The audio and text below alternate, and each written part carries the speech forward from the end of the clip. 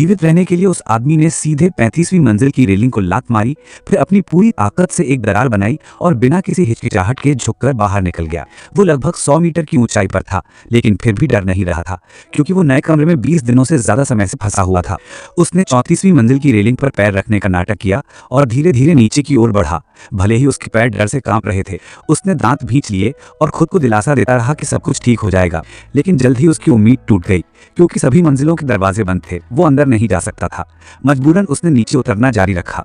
वो 31वीं मंजिल तक पहुंच गया। जैसे ही वो थोड़ा स्थिर हुआ और नीचे उतरने लगा, उसका पैर अचानक हवा में पड़ा। उसे एहसास हुआ कि 30वीं मंजिल की बालकनी में कोई रेलिंग नहीं थी। मजबूरी में उसने ऊपर चढ़ने की कोशिश की और कोई दूसरा रास्ता सोचने लगा। ऊपर का दरवाजा बंद था। वो वापस चला गया और मौत का इंतजार करने लगा। अपने पैरों के नीचे खाई को देखते हुए उसने अकेले ही फैसला लिया। उसने अपनी पतलून की बेल्ट खोली, एक छोर को रेलिंग के नीचे कसकर बांधा और दूसरा छोर अपनी हथेली में कसकर पकड़ा। सब कुछ तैयार करने के बाद वो धीरे धीरे नीचे लटकने लगा।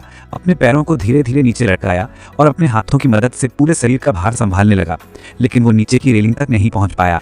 आखिर में दिल थामकर उसने हाथ छोड़ दिए और अपनी सारी उम्मीद बेल्ट पर टिका दी। वो धीरे धीरे बेल्ट को खींचते हुए नीचे आया और आखिरकार उसने रेलिंग पर पैर रखा, लेकिन उसका पैर